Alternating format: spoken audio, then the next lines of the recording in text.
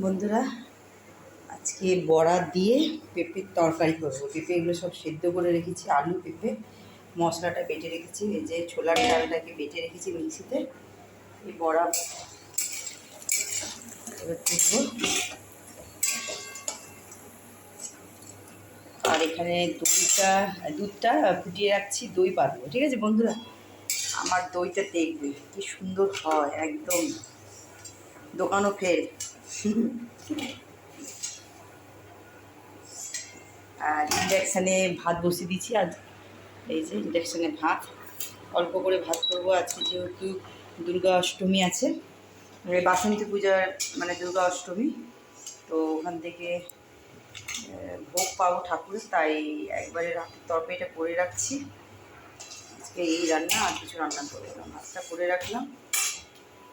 ঠিক আছে,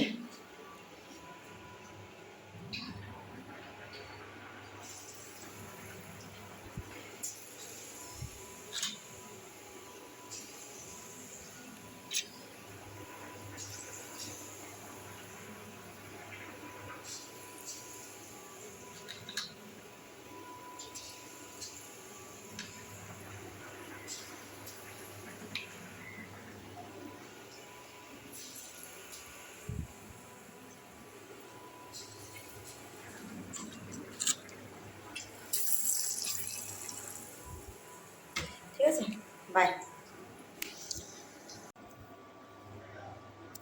তাহলে আমার তরকারিটা, পেঁপে আলুর তরকারিটা হয়ে গেল। দেখো বন্ধুরা, কত সুন্দর কালার এসছে। বড়া দিয়ে পেঁপে আলুর ঝোল করেছি।